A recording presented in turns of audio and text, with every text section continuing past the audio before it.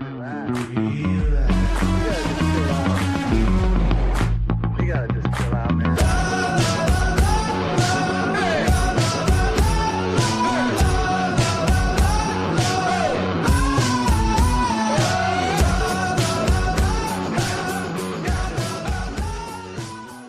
Pittsburgh Steeler fans, welcome back to another episode of the Scho Bro Show. This is Steel Curtain Network editor Dave Schofield coming at you Tuesday night, well after 9 p.m. Don't worry, I'll explain that a little bit. But hey, Steelers fans, where else would you rather be during this part of the offseason? But hey, here talking Steelers, because with me let me get this right. With me, as always, except when he's not, is my big brother Rich. There, I got it out there. Big Bro Scho, how's it going tonight? Welcome to the big show. Well, it's the big show. Yeah. Hey, be careful. All right, well, I guess because your own rendition, we're not going to get knocked for copyright for using someone else's music. So, hey, I'm really sorry that we're late. I will tell you, I'm flustered right now. It's just been an off day, but this one was on me. But it was for a good reason.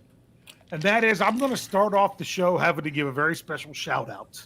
I'm giving a shout out to my oldest son, who turned 14 today. And actually, about 10 minutes ago is whenever it's actually his birthday, because he was born at 9/14 when he was born. But he's 14 years old today. Love you, Gabriel. I'm so glad to see you grow up. And today, he had some friends over.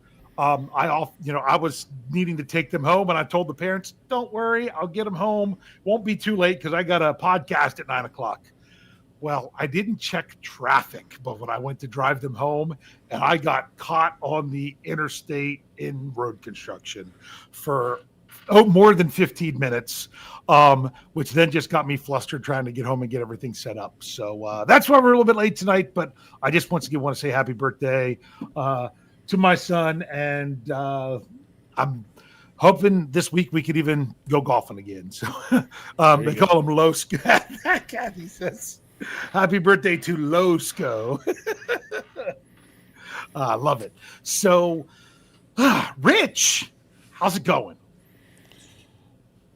It's going. That's a loaded question.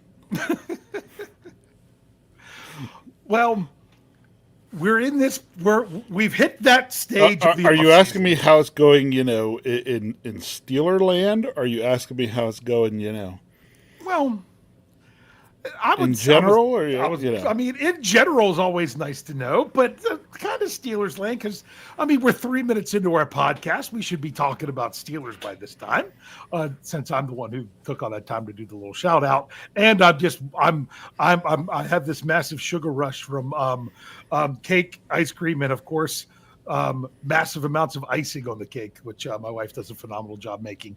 So if I crash during the show, you'll know exactly why. Well, Dave, let me tell you how I'm doing right now. Then my Achilles hurts. I was going to say we were going to talk about news. Sorry if I leaned away from the mic. I forgot to plug my computer in before we got started. That's how late I'm running, just to make sure don't want to cut off in the middle of the show. But yes, I was going to say there's some news out there. There's rumors of the Steelers making inquiries about all kinds of almost anybody that's available. And you know what I say to that? Good. They should be looking into anybody who's potentially available, right? Yeah. So now they're back on, that there was the report of the tight end Jonnu Smith, and it seemed like, that's not going to work. Then it seemed like, the Steelers were back at that today. And part of that was because of the news that Darnold Parham, I think it's Parham and not Parham. I wasn't exactly sure. Never figured out how to properly pronounce his name. The reports are that he tore his Achilles in practice today and is out for the 2025 season. Yeah, they already on the ESPN depth chart. They already have him listed as with an O. Yeah. Here's the thing, though. I don't want to be rude or anything of that nature. Did you think he was making the 53-man roster? Um, I don't know. Possibly. Yeah. He had a shot. He had the talent to do it, but now you see probably one of the reasons he was out there and available on the side anyway. So, we'll See, so to me, this is more about you're going to need to replace a body, but he was signed as with, I mean, how do I say it? He wasn't given a futures contract, if you know what I mean. Um, but he could just sign with the Steelers and before the league year started because he wasn't even on a practice squad at the end of last year. He wasn't on anybody's roster or practice squad. So he was available. So yeah, he had done some things in the past, and yeah, it was possible that he could be a death piece. But I don't think that doesn't like set off any of the Steelers' plans for the year. In my eyes, I didn't think so. But so now people are like, oh, they're going to react and go get Jonnu Smith. I mean, they're not even on the same. They're nowhere close to the same level. When you're looking at that, Jonnu Smith would be a significant piece for the Steelers to add because they lost someone who was questionable to make the roster, and if nothing else, would end up on the practice squad. So, look, I thought Parham was interesting. He is that Jimmy Graham type of tight end. mm-hmm. He's 6'8", 237. Yeah. So I mean, he's not. the measurables He's not. are there. He's not as heavy as he is tall, but he is heavier than a wide receiver. So I found that part of potentially what he would potentially bring as a weapon interesting. But again, I'm like you. I don't think the Steelers were banking, their entire season on this guy. Yeah, I mean, so let me just explain who Donald Parham is. He in 2019 he signed after not being drafted with the Detroit Lions and then was cut like very soon after that. Then signed with Washington, spent training camp there, didn't make the team. It was a week and a half later, actually it was 2 weeks later, they signed him to the practice squad. So, I mean, that was already after the first game of the season. Then he got signed by the Chargers in the offseason. Like, he was on the practice squad with Washington, but it looks like he didn't even, I don't know if he stuck with them how long. He definitely didn't have even a futures contract or whatever at the end of everything, at the end of the season. And then he landed in Los Angeles, like just before the draft in 2020. So then he was, coming off, being elevated off the practice squad. That was remember the weird COVID season when you had the bigger practice squad and all that other stuff. He was one of those players. So in 2020, then he got signed to the roster. He appeared in 13 games, 5 starts, 10 receptions, 159 yards. Okay. If I'm looking at everything right, 3 touchdowns. That was the key. 2021, 3 touchdowns. 2022, a touchdown. Only played in 6 games. I think he was hurt for part of the season. And in 2023, 4 touchdowns on 27 receptions. So he was that guy they looked for in the red zone.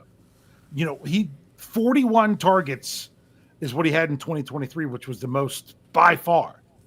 But then after 2023, and he with the Chargers, he didn't make the team in 2024. And then he signed with the Broncos practice squad but I don't. But then I don't even know when he was released from the practice squad, or whatever. But then he didn't sign with the Steelers until February. So he has 4 solid years with the Chargers, but then last year was kind of an enigma. He was just on the practice squad or not doing anything.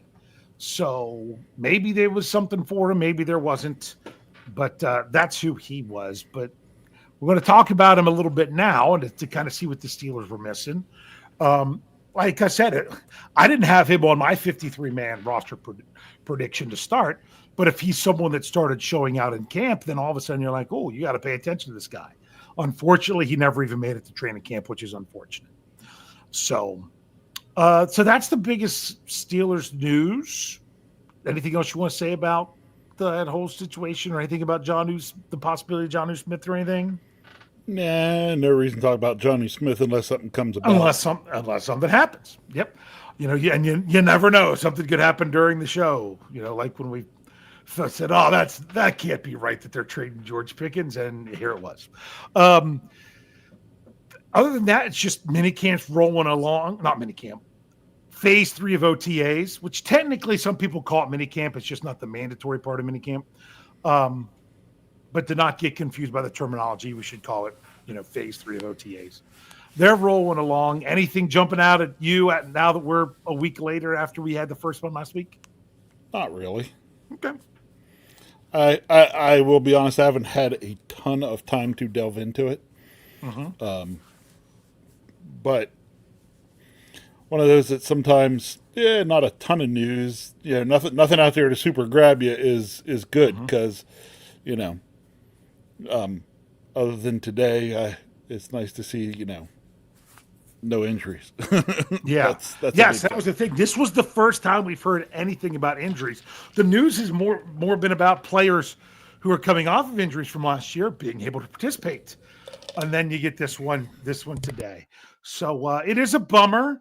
It really is. Anytime anyone goes down. So, but hey, the Steelers, this is what they did this year. I was wondering about this. They did their team building day yesterday, so they didn't do it on an official OTA day.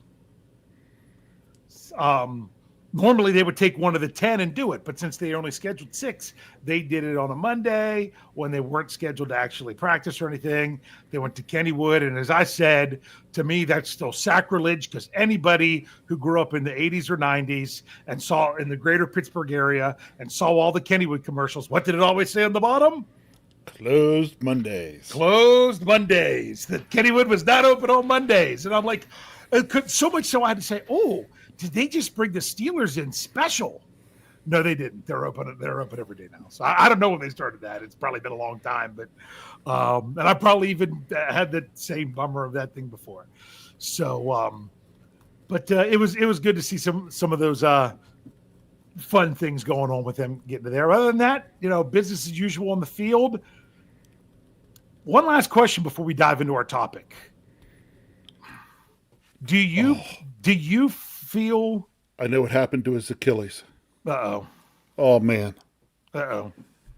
He went over to Noah's Ark, Oh. walk into Wales math, but he had issues with the Achilles walking on them shaky boards. On the shaking floors. Yep. Probably not the back and probably not the side to side one, but man, that up and down one, that could really get you. Yeah. So yeah.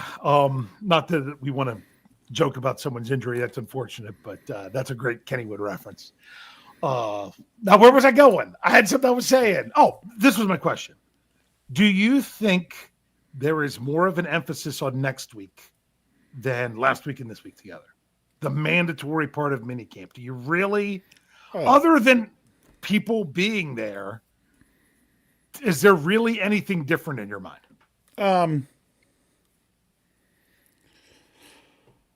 Not a whole lot.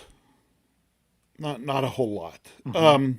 I mean, the difference will be, if you're taking on a level of 1 to 10, it's like moving from 6 to 7. Yeah. That will be the difference. One notch. Yeah. Not not a whole bunch. Because honestly, they're like, well, it is mandatory, but that still doesn't mean that they don't give players the time off. Like, do you think they're going to make Cam, or do you think they might say to Cam Hayward, let's sit this one out? Just because it's mandatory just means that there are repercussions if you don't show up without permission. That's really it. So we'll see if other people are there. We know that there's some uncertainty even still with the quarterback position, which I find interesting that the Steelers did clear a roster spot off at the end of last week that they haven't refilled yet, that they've announced. So that'll be interesting. So Rich, ready to dive into this topic? Yeah, hold on though. I wanted to bring up Jared Devil said they need a trip to Dave and Buster's. That's what they had used. That's what they had done for a while, right? Did they do that, or I thought one time they went down to Top Golf? See, there's a Top Golf nearby. There is a Dave and Buster's actually. Just since I started covering the Steelers in 2018, in 2018 that wasn't even the offseason, so it would have been the 2019 offseason. I know that they've done Dave and Buster's twice, but I also think they chose to do it on days that they knew the weather was bad and they didn't want to be out on the field, and they went to Dave and Buster's. Yeah. See, there's a Dave & Buster's up near Homestead, up the Mon. And then the Top Golf is, I want to say it's just off, it's down on 79. Shoot. I can't remember exactly where. Just look for the big nets. I can picture it driving right by it. There's a Carvana right near it too, So, So there are things they could do. I actually think it's cool they went to Kennywood. That used to be a big thing here and there. That used to be one of the things Steelers were super involved with Kennywood when we were kids. Yeah. So like doing commercials and everything. Yeah. Jack Lambert riding with Raging Rapids with Myron Cope. Yeah. Yes. Yep. So, you grew up as a kid out around Pittsburgh. If you could sing the jingle from the commercial. Which jingle? Which commercial? Oh, the Fall in Love down at Kennywood Park. Okay, the Palisades Park one. Yeah. Oh, yep, that's hilarious because I was just singing that probably a week ago. All right, Jeff's going to give me a hard time if we don't actually get to our topic here. Although we've been covering the news pretty good. Yes, we have. The news pretty good. So you know what? Actually, we're not going to get to the topic. You know what we're going to do? We are going to take an early break, so we don't have to break in the middle of it. That's what we're going to do. So when we come back, we are going to talk about this kicks it off. This is this part of the off season. It is now top 5 season on the Scho Bro Show. This is what we'll do pretty much up till training camp. When we do them every year, we have one this year that we have not done before that we're doing tonight. And that is we are looking at new members of the Steelers and who we think is going to have the most impact this season. So that's what we're going to list. We're going to give our top 5 as we go with that. So stick around. We'll dive into that right after these messages. Relax, don't worry, no rush, what's the hurry? Relax, don't worry, don't worry, relax. Relax, don't worry, no rush, what's the hurry? Relax, don't worry, don't worry, relax. All right, big bro, we've got to relax. Don't worry, because we're diving into the topic now. So I said it before the break. I'm going to reiterate it here. We're looking at players that are new to the Steelers for this year, who we think is going to have the most impact in 2025. They could be acquired by the Steelers via the draft, via free agency, via trade. However they got here, this is new players of the Steelers, biggest impact. So let's roll with it. Rich, you ready to start with number 5, counting them down? Sure. Okay, so number 5. Dave and I started to talk a little bit ahead of time, and I said to Dave, what about the fact that there could be guys still coming that and he's like, no, we got to go with what's there. Okay, so in true Dave fashion, with number 5, I'm giving a number 5. Okay. I'm going to tell you who they are, and then I'm going to tell you why I have them as number 5. All right.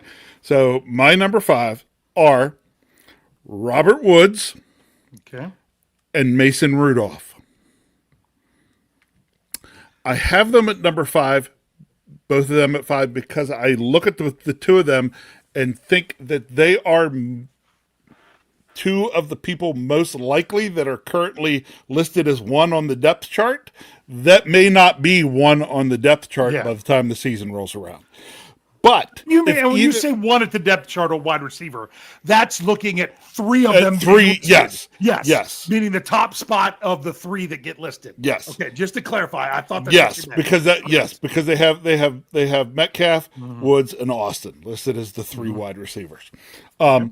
So I look at it though that if either of these 2 guys stay in that position, they are likely to have a pretty significant impact on the Steelers. The for biggest 2025. reason that you have them at 5, let me guess, is because the uncertainty that they're even staying at that position. Bingo. That if they end up being there, then they would even be potentially higher than 5, right? Yes, but I can't justify putting them higher than 5 now because in the back of your mind you think, well, they may not be in that position in, I don't know, a week, 2 weeks. You know what? 2 months. Yeah. They could be there at the end of next season. You know, You September don't know. 6th. You know what I mean? Right. Yeah. It's you just Yeah. unknowns. So have to Trust take me. that unknown part into account in some way. So Yeah, that is a really good way to look at it. That really is.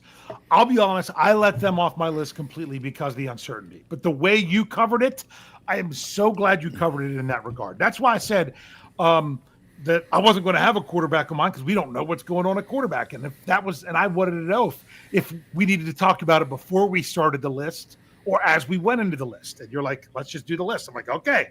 So that's really good for both of those players to say that they could make a big impact this year, but they could also be jumped on the depth chart by somebody else that's not with the team.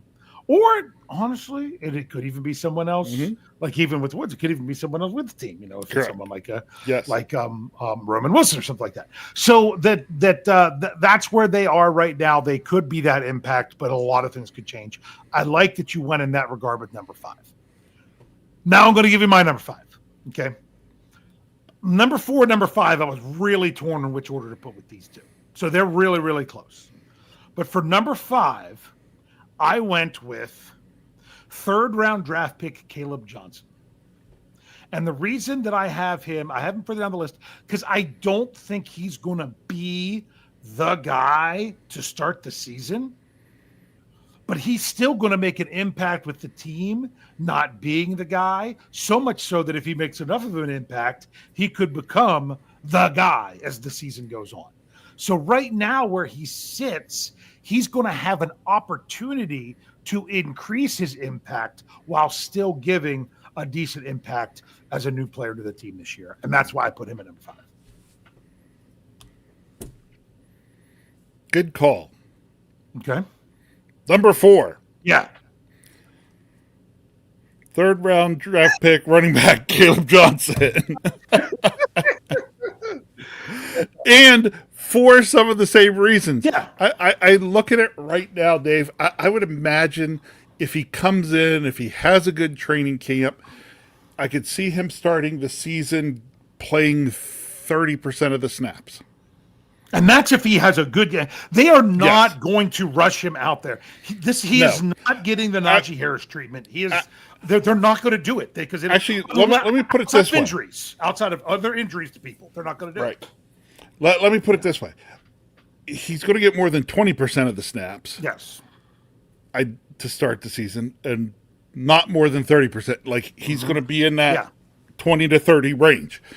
Now, by the end of the season, Who as knows? it goes on, who knows where it could be. It wouldn't surprise me if it was up to 40% or more. Do you want to know? Yeah. Well, you say or more. I wouldn't be shocked if by the end of the season, assuming everyone's healthy. This is just assuming everyone's healthy. If someone gets injured, that changes everything. That's just what it does. I would not be shocked if at the end of the season he could even be up to 65%. That would not blow my mind. Right. That would just go to show that that's what they were ready to do. I'm not saying he has to. I'm not saying he's going to.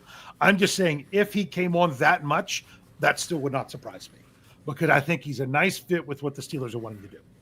So there we go. I have a feeling my number 4 is probably who you don't have on your list. But I bet you it's somebody I considered for my list. Because it's interesting, because it's a free agent acquisition, but not someone that I would call a starter.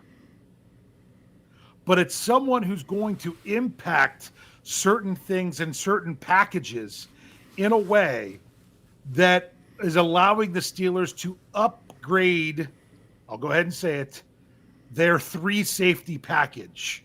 I'm going with Juan Thornhill. Because what the Steelers did. Oh, I did not. I had a list of, I don't know, 10, 11 guys. Yeah. I did not have him on that list. Well, and here's the thing with Juan Thornhill. He was the number 2 safety for the Browns last year. And it's so funny because someone had said in our Slack channel whenever KZ signed with the Browns, they're like, oh, looks like the Steelers and Browns just swapped number 3 safeties. I'm like, nope, we got their number 2 and they got our number 3. And when he was in KC, Juan Thornhill was really playing well. So the fact that, you know, you've got Minkah Fitzpatrick, you've got Deshaun Elliott, you add him into that mix, I'm pretty excited about what they can do. I think he's going to play significant snaps, and I think he's going to impact things more than what KZ did. And that's why I put him slightly ahead. I couldn't decide between him and Caleb Johnson, who was 4 and who was 5. And that's just, I just picked one. So I had them about equal, but I just thought with Thornhill, you at least know right now what his role is. You know his role now, and it's likely not going to change. That's why I put him at 4. You know, he's that 3rd safety, and they're going to use 3 safeties because they like to do it. So that's why I went with him at number 4. So I would not be shocked if we have the same 3, just not in the same order remaining, but that might be wrong. But just to recap real quick, for me, I had Caleb Johnson 5, Juan Thornhill 4. You had Robert Woods / Mason Rudolph at 5, because for good reasons, and Caleb Johnson 4. Who'd you have at 3? At number 3, I have cornerback Darius Slay. Cornerback Darius Slay. Why'd you put him there? Well, first of all, I still think he's got plenty of game left. I believe he is a bit of an upgrade for us there. I really like the veteran presence. I think some of these young guys can learn a lot from him. And I don't know. I just like the fact that now that when teams don't want to throw at Joey Porter Jr., they got to throw at Darius Slay. Yeah, I mean, honestly, I think people are sleeping on the acquisition of Slay a lot. Like I was reminding, you know, our one commenter at the website, steelcrewnetwork.com. Make sure you check that out. But there's someone, he is very on. He never misses it. He always starts every comment with the same tagline. Kind of drags me nuts because I'm saying, because you know me, it drives me crazy if people who think that they say, well, I've been a fan since blah, blah, blah, that means more. To me, it means a lot, but what means more is the good takes that you have coming out of your mouth more than the amount of time you've been a fan. That's just me. But anyway, because he said something with the one article that I had of players that aren't in the top 51 salaries that are either likely to or very possibly could make the 53-man roster. And the top player there, because he's just out of the top 51, was Corey Trice. And he's saying, Corey Trice needs to be the other starter this year. I'm like, do people forget about Darius Slay? Did they just forget that the Steelers, because they only signed him for 1 year, that they just forget that he's there and what he's supposed to, what they expect him to do. I mean, he was pretty good last year. He really was. I'm trying to find if I can even figure out. I was trying to find his rank, but I'll get it eventually. I'll talk more about Darius Slay later. I'll just say that. Okay. You ready? You ready for mine? Do you have anything else you want to say about him, or do you want to save it for maybe a later discussion? No, I'll wait and see. My number 3 is. I wouldn't be shocked if this is your number 2. First round draft pick, Derek Harmon. I think he's going to have a big impact on that defensive line. That's exactly why they drafted him in the first round at this time. Cam Hayward at the end of his career, they really needed someone. They needed an upgrade from Larry Ogunjobi. He's going to have every opportunity as a rookie to grab a hold of a lot of playing time. And he has the potential to make a huge impact on this defense. Even if all he's doing is giving quality snaps when he's out there rather than outstanding snaps, that's still a really good contribution for him in his first year for the defensive line. So that's why I have him as number 3. Good choice for number 3. Okay. All right, before I go on to my number 2, I have to bring this up. Okay. Brian Brown says, I bet if Jeff would grow a stash like Mason's, the Steelers would play better. So, Jeff Hartman, Jefferson Bartholomew Hartman, get on that. Yeah. So, and just so you know, last year, if you look at, I'll get to it. I finally found the number that I was looking for, but don't worry about it. I'll get to it later. So, anything else you want to say about, to me, I'm just excited to see what Derek Harmon can bring and everything. I'll let you say more about him whenever you're ready. Does that sound good? Yes. Okay. Number 2. Yep. First round draft pick, Derek Harmon. Almost. I can almost. Do you know why? Yeah, you want to know why I put him at number 2? Okay. So when I'm looking, because he's still a rookie. You can't guarantee how he's going to play, but still. Right. But I'm sorry. When I was looking at the depth chart, and they're showing it in the Steelers base 3-4. Yeah. And you see it say Harmon, Benton, Hayward. That just excited me. It is exciting. It is. It really is. Now, and then I thought of it like this. So remember when Benton was a rookie, right?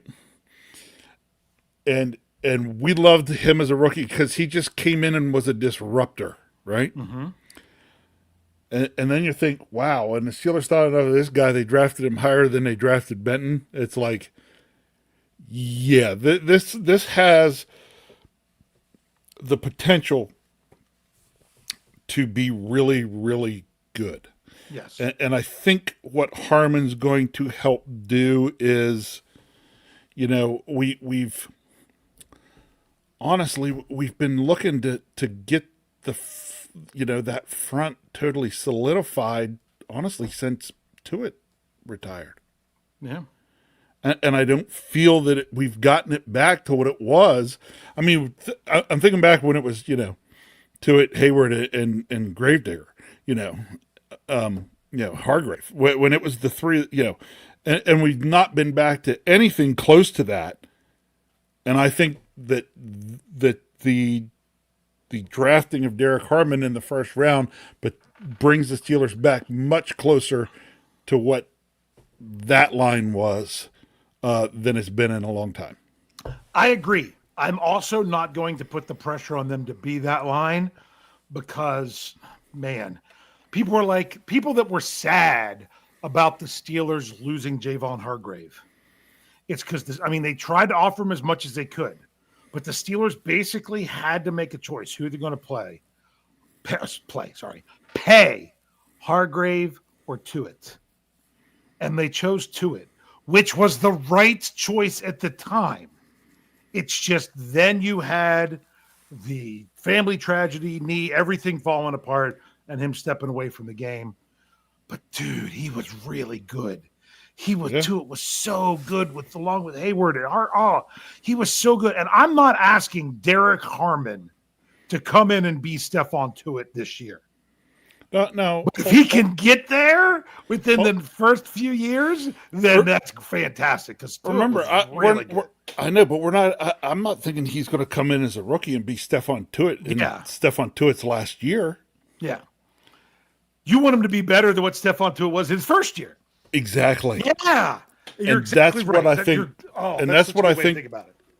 That's where I think that potential is. He has the potential to have a better rookie season than Stephon Tuitt did, and so that I'm thinking that 3 or 4 years down the line, he could potentially be a better player than Stephon Tuitt was at that time. Yeah. And if that's the case, then that's a win. Yeah, Marky D says it's so spot on. How many times have we thought about this? Imagine if we had Tuitt and Shazier. Oh man. Now and down here, Mr. Woodside. Whoop! I missed. I clicked the wrong one. Sorry. Although Matthew Mullaney, that was a good point you made, but that wasn't what I was trying to click. Mr. Woodside said Tuitt would be in his prime right now. I don't know if he'd have been in his prime right now, but he'd have been in his prime, right? As both him and Shazier drafted. They were drafted the same year, right? Weren't they? Weren't they 1-2 in this? I can tell you that real quick. I was thinking they were, but now I'm starting to second guess myself. That I have to go back and double check. Circus. Yes, it was. Yeah, Shazier and Tuitt 1 and 2 in 2014. Oh my goodness, and Martavis Bryant round 4. That draft is full of what could have been. I mean, wow. But Shazier and Tuitt, to me, they would have been hitting their prime right when the Steelers were transitioning from Ben Roethlisberger to a new quarterback, which would have been even more emphasis on the defense has to carry everything. Imagine that being those two guys added to that. I know. It's just what a yeah. Marky D's right. Shazier was fun to watch. It was just, yeah. But that's the violent game of football when it comes to Shazier, and unfortunately, that's some of the negativity with life when it comes to it. So yeah, but you're exactly right. If you can get Derek Harmon, being a step above what Tuitt was as a rookie, that's what I mean. My goodness, I expect Harmon to be above what Cam Hayward was as a rookie. Just because. Hayward, they really eased him along, but think about the defensive line they had at the time too. So yes. It made sense. All right, I'm going to go ahead and give you my number 2. I have a feeling you're going to be surprised at my number 2 because it's going to tell you then what my number 1 was. This is your number 2 man. This is, yes. His Who does name, number 2 work for? His name is DK Metcalf. There you go. I have DK Metcalf at 2, which means I'll turn around and tell you why I have that. Which changes by 1. Hey, Rich, you want to go and tell us what you have for number 1? Sure. My number 1 would be wide receiver DK Metcalf. Okay. I assumed when this fell out that this is how this was going. So let's just go ahead and both talk about Metcalf, and then I'll get on and tell you why I went with my number 1, which is a little bit outside of the box thinking. But yeah, DK Metcalf. Here's the reason DK Metcalf was 2 for me, and it really has nothing to do with DK Metcalf himself and more to do with what the Steelers did. When the Steelers chose to trade George Pickens, which I'm not saying is the wrong thing because he already seems like he's a little bit of a head case now, making up stories of stuff about, how things were. But when you bring in DK Metcalf to add to what the Steelers already had at wide receiver, you're talking about impact through the roof. Number 1, easy, hands down for me, no matter what. But when you trade George Pickens and you have yet to add anything else, it kind of diminishes how much Metcalf's impact on the Steelers. It's not going above and beyond what you already had. It's now a replacement and then has to be above that replacement. So, man, the Steelers would be screwed if they would have got rid of George Pickens and wouldn't have added DK Metcalf. My goodness. But he's going to make a huge impact in this offense. Go ahead. What else do you have to say? What do you want to say about it? Well, I was thinking, his impact may have to / need to be even more with trading away George Pickens. Or could be even more because, it just, the way the room is right now, you're going to see a lot of balls go DK Metcalf's way. Yeah. With George Pickens here, he some of those would be headed Pickens' way.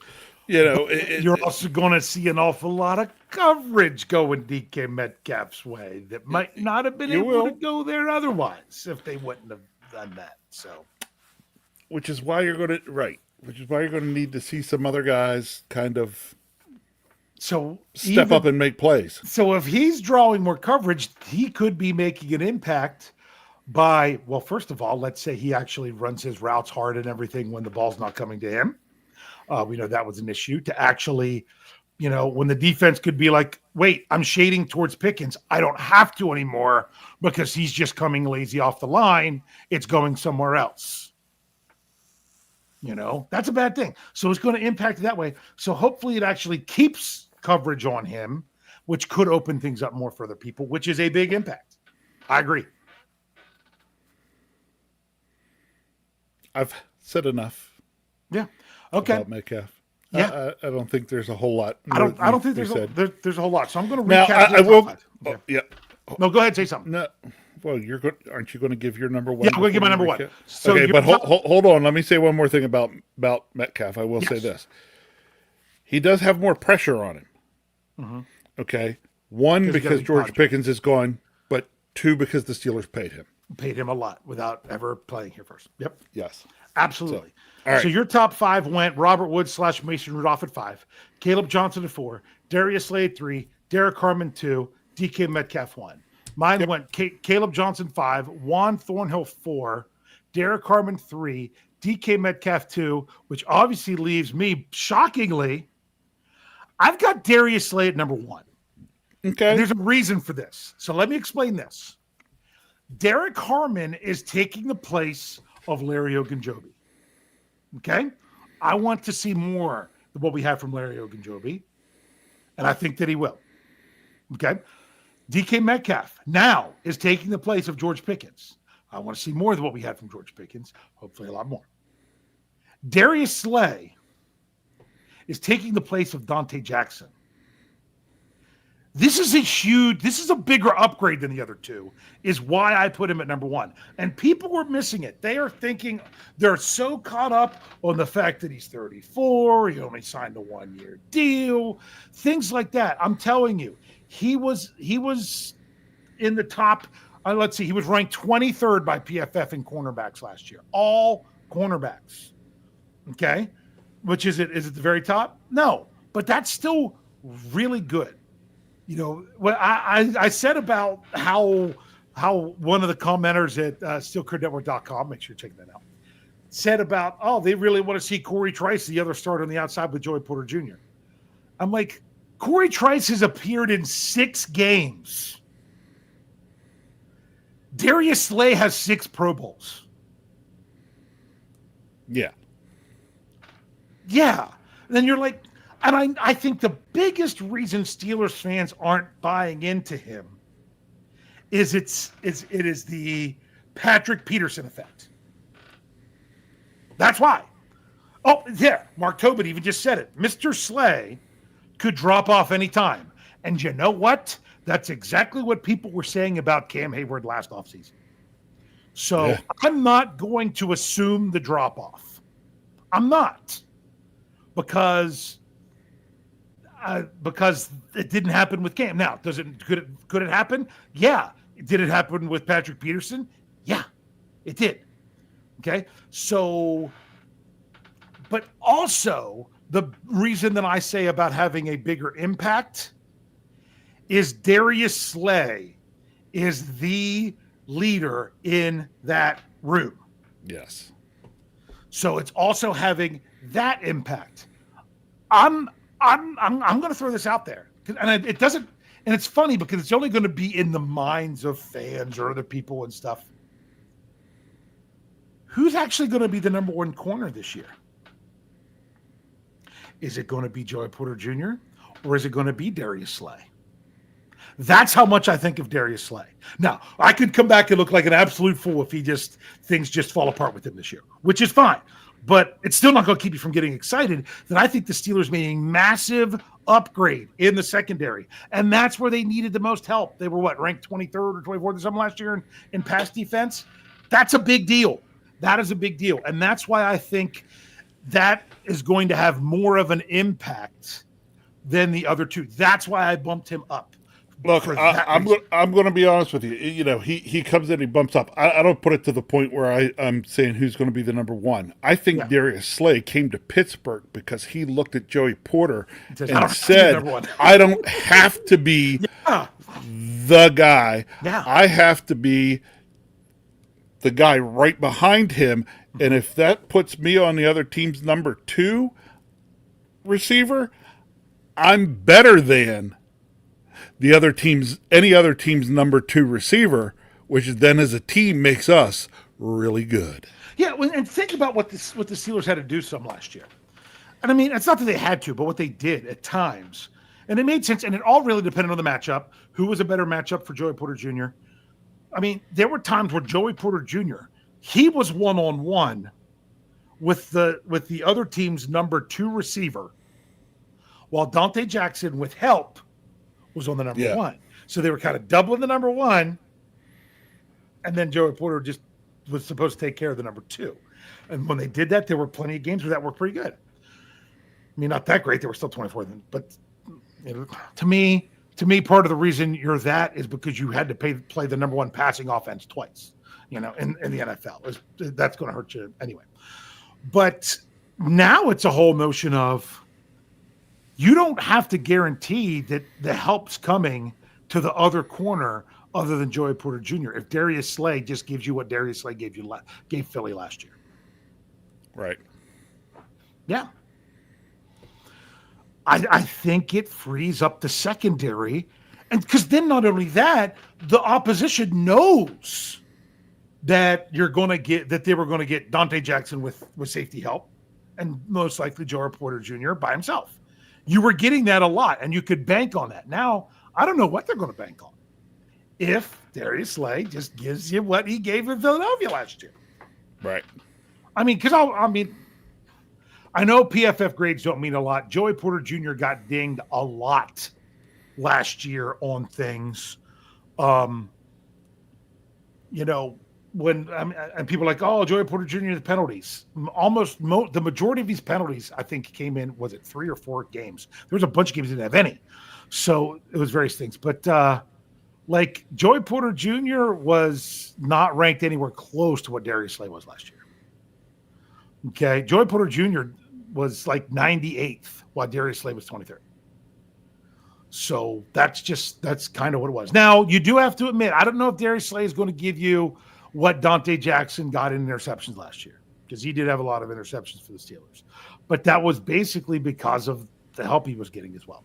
So I think having both of those guys is going to make a huge impact. That's just me. Very good. Yeah. So run down your 5 again. You ran down my 5. So my 5 was, I did, and then I just said Darius Slay. But yeah, it's Caleb Johnson, Juan Thornhill, Derek Harmon, DK Metcalf, and Darius Slay. Gotcha. All right. Okay. We've got to get to our 5 minutes. This is my 5 minutes this week. I don't think this is one that we've done before. I know I've done this with Jeff and Brian. I actually did it as a bracket. And maybe I did do it before. And if so, then I'm sorry. But it was when I was stuck in traffic and dropping off my son's friends, heard something on the radio. As I was flipping through stations trying to rush home, and it was theme from The Greatest American Hero. Nice. Was on the radio. And I just got to thinking once again, especially last week when we talked about, Norm and everything, and that is the greatest TV theme songs. Have we done that one before? We have not. Good. To me, they get busted into two categories: lyrics versus non-lyrics, lyrics versus an instrumental. But sometimes it's just throwing them out there as some of the ones that were really good. Oh, I can tell you the one I think is number one, the best. Okay. Okay. My favorite Okay. TV show theme song is Welcome Back, Kotter. Welcome back, Cotter. Yep. I knew that was going to be up there close. Welcome back, Cotter. I love that that's song. Fantastic. Yep. Obviously one with lyrics. Okay. To I me, have my, oh man. I have a 1 and a 1B, for okay, what's for your 1B non- then? I mean, No, you can just for start with non-lyrics. For non-lyrics. Oh, but see, to me, the non-lyric one, there's one that stands above everything else. I know maybe you could say like Sanford and Son is up there towards the top, but to me, number one by far is definitely "Suicide is Painless," which is the theme to MASH. No. Really, that's Nope. mine. Nope. Non-lyrics. Non-lyrics. Number Okay. one. Partly because it is one of my all-time favorite shows. Would be Mason P.I. I mean, Magnum P.I. Yeah. See, that was a little bit before my time. I don't remember that show. Yeah, I can go. couldn't tell you the theme song. I don't know the theme song. Dun, dun, dun, dun, dun, dun, dun, dun, dun, dun, dun, dun, dun. I remember now. Oh, that's all I needed, just a little bit of it. Some people are like, "Oh, we're getting some good ones in there." Okay, the Law and Order. You have to admit that was a really good theme song. When you hear that, you know what's coming. Mr. Okay, Woodside. Nice. Okay, Nice. But my one Yep. my 1B for non-lyrics yep, is Hill Street Blues. yeah, that was it. That was a good one. That really was. But it's just one of those things that you just hear it and you instantly know exactly what it is. Okay, how about Bosom Buddies for lyrics? Well, you can't go wrong with that. Yeah, you can't. Oh, that Bartow brought another good one in there, going way back. Okay, he said the Annie Griffith Show. Okay, that was good. Okay, some people put. I was wondering what Kathy was putting. Jen said autocorrect. The Mouseketeer song. I'm like, no. You have to admit another one of the best. It's out there. We shout out to Bad because this would be his number one. The number one. Thank you for being a friend. You can't knock that Golden Girls theme song. Look, I'm going to give you another show with what I consider to be a very underrated theme song. Okay. Okay? Mr. Belvedere. It was. You're right. Here's another very underrated one that Matthew Mullaney put out there. Yep. Night Court. That was a good theme song. And then, of course, Rob King's got to throw out there the infamous. I mean, Dukes of you Hazzard. can't go wrong with Waylon Jennings. No, you can't. Just like with Bosom Buddies. And narrated the show. Just like with Bosom Buddies, you can't go wrong with Billy Joel. So, it's No, like... Sorry. But yeah, there's so many good theme songs, like even more modern stuff. Like everyone can usually identify, the Big Bang Theory when it comes on with the Bare Naked Ladies theme song. Of course. Yeah. There have been some really good ones through the years. And whether you like the show or not, Ooh. Friends Good one, theme song Matthew. was good. Matthew Mulleney, Rockford Files. Yeah. Good one. Yeah, and we already mentioned this before I brought it up, but Jamie Carlos says, for lyrics, cheers. Cheers. You can still recite that. And honestly, we're missing one of the best ones with lyrics. Okay? In West Philadelphia, born and raised. Yes, and the playground is where I spent most of my days. Yeah, Fresh Prince of Bel. Now, that was a longer song. Most Yes. people don't know the rest of the song. No. Yeah. So Yes, it was actually a full song. it was that was only full part song of it. Was released on an album. yeah, Yes. which we had, right? No. I think it was yours, or was that the one I had? I had it on an Yeah. album. I think it was. I think it was on your album. Yeah. Not mine.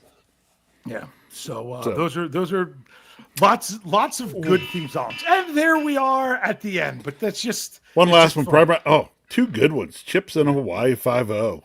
Yeah, that's some. That's just some good stuff, man. Okay. See, I love. Have you ever played those those games where it's like you get a little snippet of the TV show theme song? And you have to know the show. We've done that. Love that. Yep. After it even puts it out there, you got to remember Full House. Growing Pains. Yep. Family Matters. Perfect Strangers.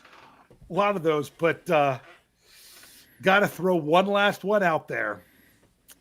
I know you would probably say if you had to go with a cartoon, you would probably go with Animaniacs. But to me, the most iconic theme song for a cartoon is DuckTales. I thought you were going to say Scooby Doo for iconic. Well, Scooby-Doo's up there too. No, DuckTales. I could sing the whole thing for you right now. Another one cartoon wise that again I always feel was underrated was Hong Kong Phooey. Yeah. I'm sorry. We could have done this one. Yeah, we could have done this one separately. This could We have could have done cartoons separately. Steelers talk. Yep. So, all right. So there we go. We got to move on to it. It's time to get to that big question. The thing that's about tonight's big question is this. I got to type it in. We already know our answers. We're going to ask the question from the show of which new member of the Steelers in 2025 is going to make the biggest impact. And so, Rich, your number one was DK Metcalf. And my number one, because, thinking outside the box a little bit, mine was Darius Slay. So I put it out there. It's out there for people to start answering now of who would their number one be, of who they think, which new member of the Steelers is going to make the biggest impact in 2025. Afton's up there first. She's got DK. Okay. Steel Dog 88, Caleb Johnson. Okay. Daredevil, Aaron Rodgers, which we didn't bring up there. Okay, and man, people are still bringing up good theme songs like Taxi and stuff. Okay, Mark Tobin, you lose a point because you spelled Caleb with it. It was probably autocorrect. It's with because you spelled it with a C, but still, Caleb Johnson, that's a good one. Jared Devil, he says Derek Harmon. Kathy Ford says Caleb Johnson. A lot of people, Caleb Johnson. I can see it. My thing is, I just don't know how early we'll see it. You know what I'm saying? Matthew Mullaney, he says Derek Harmon. Let's see. People are still doing TV show lyrics. Let's see. And Mr. Woodside, he says DK. So I'm okay that people are still putting. They might have preferred the big question to be the best. Yeah, that would have been good. Yeah. Yeah, but that's a fun topic. So, but hey, just want to let you know because it's very sporadic during the off season. So we find out from week to week. There will not be a Steel City Insider this week. So, but hopefully that'll be back the next week. Rob King says DK. Said DK as well. Yep. Other than that, we have our regular schedule coming at you with our podcasts. Next week is mandatory minicamp. We'll continue to roll through there, and then we'll hit that dead part of summer. Yeah. Blue Nose Steel said Mason Rudolph, kidding, but pointing out he's new technically. Actually, he was on my list. He was on his list. Because he is new. And if we were doing this list the night before training camp, I think he would either be nowhere on the list and a different player of that position would be there, or he would be high on that list. Yes. So that's what's going on. So yes. So other than that, we as I was saying, we're going to have our regular lineup coming at you. Hey, if anybody has an unpopular opinion you'd like to throw my way for shows, although I got another good one from Brian. Actually, I got two more good ones from Brian Anthony Davis that I can do. But I'm always looking for some help with those. Well, make sure you check out SteelCurtainNetwork.com. I was back with another tracker today. Now, you get a few less videos every day as it goes on. There's still plenty of information, but just not nearly as much as there was day one last week. But it'll probably pop back up a little bit more in intensity when it comes to next week's mandatory minicamp with those. Make sure you're checking that out. Lots of good stuff. KT Smith's doing a great series right now of breaking down different types of plays that should be important with the Steelers arsenal this year. Really good stuff there. So make sure you're checking that out. Let's see. We got everyone's choice in there at the end. So Rich, what do you have to say to close us out here tonight? Hey, it's been football in shorts, but again, like I said last week, I'm going to take football in shorts over what we had prior to that all day long. Looking forward next week to mandatory part of minicamp, just to make sure everybody's in the building. And you tend to just hear a little more during that point in time. I don't know like I said, I don't know if the Steelers do stuff a ton different, but for some reason it's almost like the reporters are asking different types of questions in that mandatory part than they are this week. So sorry, we got one more. Jamie Carlos and Caleb Johnson. Gotcha. So, looking forward into rolling next week, seeing how that goes. And we're going to come back with another top 5 list. We're sitting here saying top 5 list. Dave, we're into June. Yeah. And you know what happens in the month of July? Training camp. Training camp happens by July. So, it is going to be here before we know it. Can't wait. Relax. You gotta just chill out, man.